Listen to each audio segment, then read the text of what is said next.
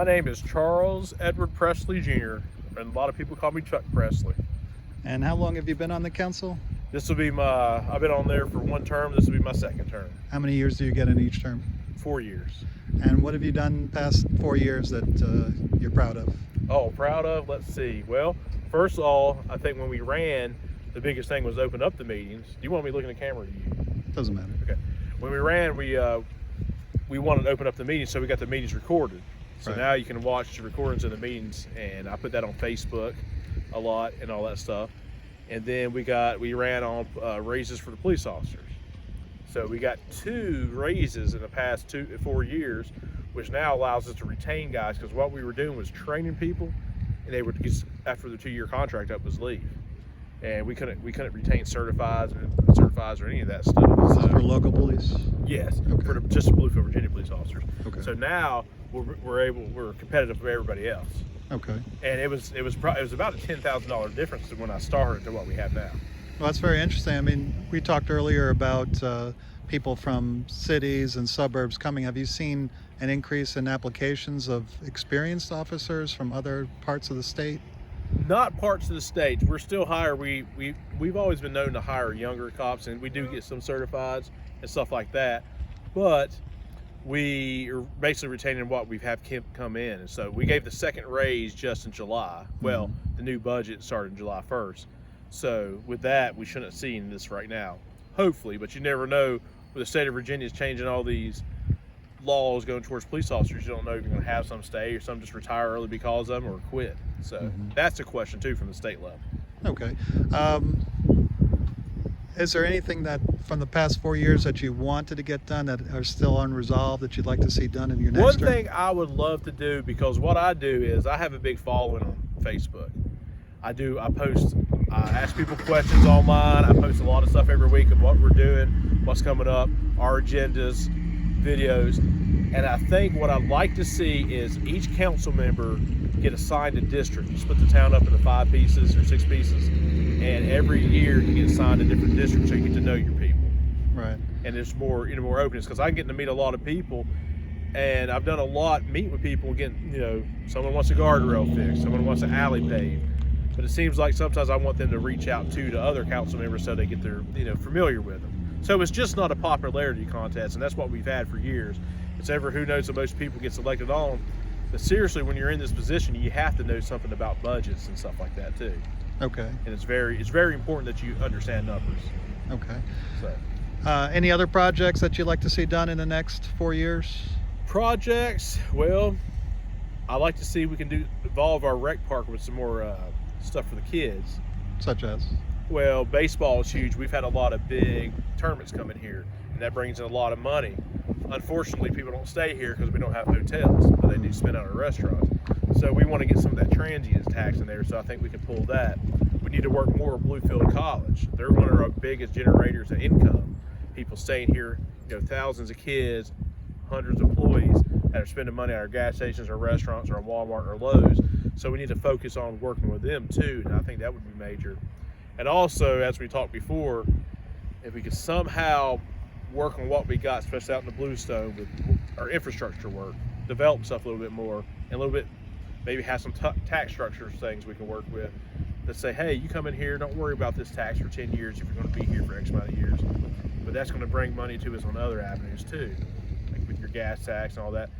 And all that stuff, when it comes to food tax, that funds our budget. A lot of people don't realize our police department is funded by the budget, so we don't have to write tickets, which that's pretty for a lot of the citizen stuff. They don't worry about the police officer out there going out there giving everybody tickets and stuff. So, so there's a boatload of stuff that we can go over when what we need to do, but I think we need to focus on what we have and exploit that, I guess you would say, in a good way. Benefit the citizens of Bluefield, Virginia, and provide more services. We also talked about how Bluefield may expand, and are there people that may be against Bluefield increasing its population? We talked about the unrest in larger cities and how it may trickle down to areas like Bluefield. where people may be looking to come here from other parts of the Well, country? people are. When I ran for supervisor 2 years ago, there was a lot of upstate California, New York people out here in Tazewell County. Mhm. Most of them, I asked them, they were like, "Are you conservative?" I said, "Yes, I'm conservative." And they said, "Well, we moved here because our values align better with the simple living Southwest Virginia people." And I think they enjoy being able to sell a house for $2 million, come down here, buying a house for a couple $100,000, and be able to just live. Right. I mean, it's just so much cheaper. So I've seen a lot of that. Bluefield, West Virginia, you've seen a lot of it. But I think another part of that is if you come down here, remember what you came from. We right here, we like to have our, you live life. It's kind of like in Texas, like you make your own rules, you live by your life, you have repercussions for things you do. You have your own free will to basically do what you want, but we just don't want all these radical ideas out here either. We want to just live free. So as long as we all, Democrat and Republican, get along with that, I think we'll be fine. And I think most people are hugely moderate, and then we swing one way conservative a little bit, one way some people are some way liberal. But some of the stuff we're seeing is getting out of hand. That's why people are moving. I mean, the tax structures that based on these places are getting ridiculous. That's why they're moving.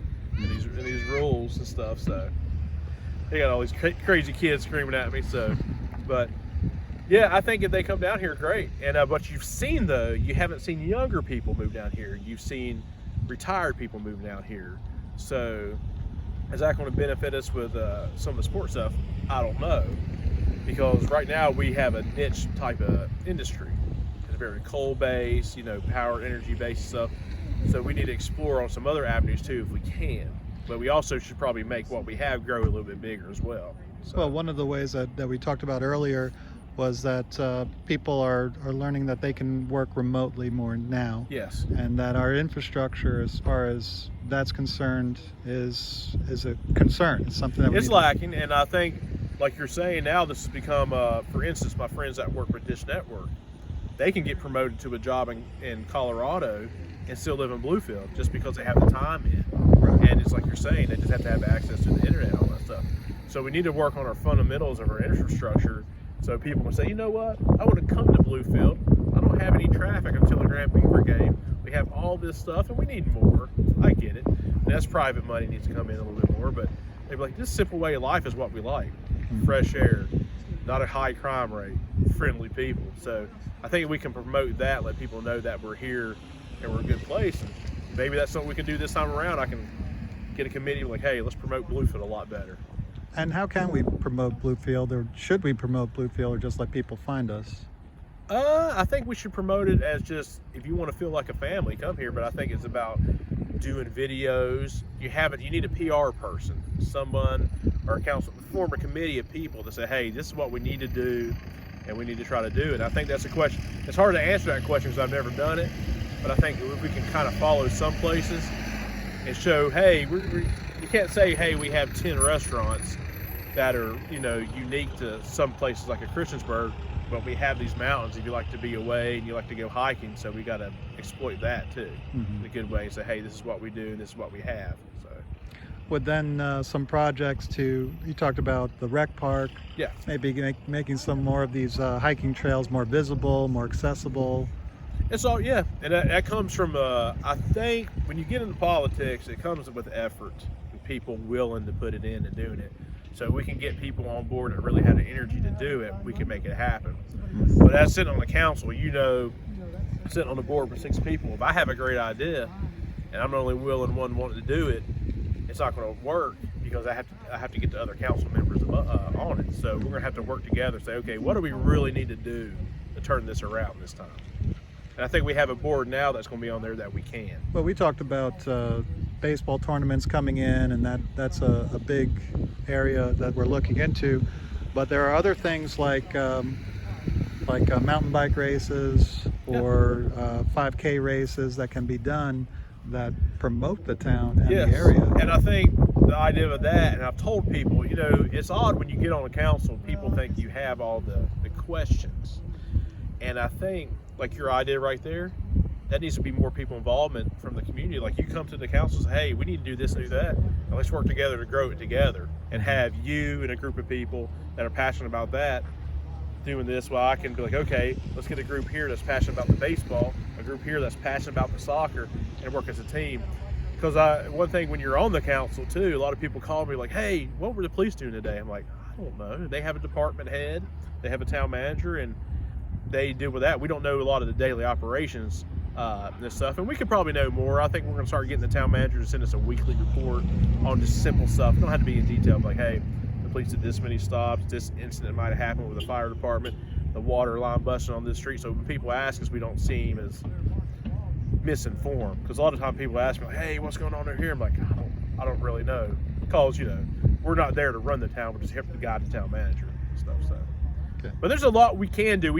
That's why I do a lot with social media.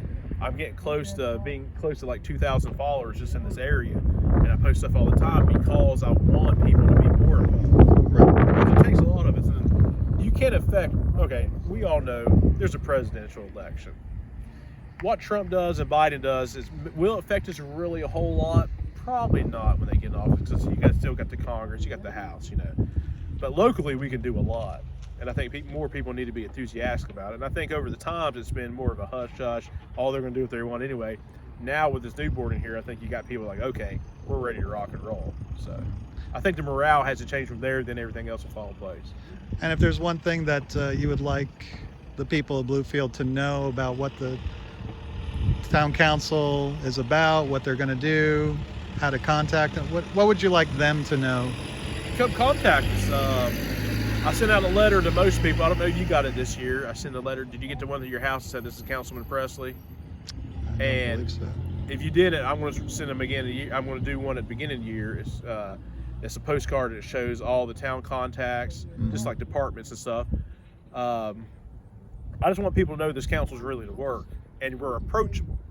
With a lot of people, a lot of times they said, over the years, we called this person and nothing happened. I said, well, when it comes to certain things, you call me. Now, if you have a water leak, you don't need to call me. You need to call the town hall so they can dispatch water. Right. I think a lot of people get that confused. They think I'm overreaching my step.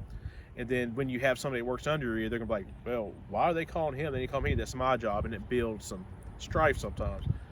But I think people just know we're approachable when they can come talk to us. Like when you came up and talked to us, some people are like, oh, this guy's just asking us questions. He's being mean. I'm like, hey, we got a citizen that cares. He wants to know some stuff. Right. And I'm willing to talk to you anytime. I told you I come to my house. You got an issue, Chuck, you talk to me. All right, what's going on? So I might not be there picking up the phone instantly, but I'll definitely come see you quickly. So I think that's what we need. I mean, for instance, let's say you have a doctor. It can be a stress on the person if you just catch them on the street and ask them a medical question. But Yes. you make an appointment, go into their office, it's fine. So when is it appropriate to call? Anytime. I think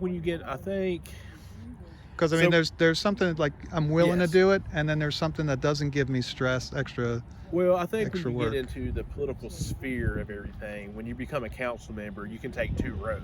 Either I'm just going to be the typical guy that, hey, I'm going to run every 4 years, the person you can contact. Me, people contact me all hours. Heck, people call me about stuff all the time that has nothing to do with town stuff. I'm like, guys, because I'm a councilman, I don't know these answers. But I think you should be readily available most of the time. I mean, I don't think you should be calling me at 1 in the morning and talking about a problem you had. I don't think I'm saying my question correctly.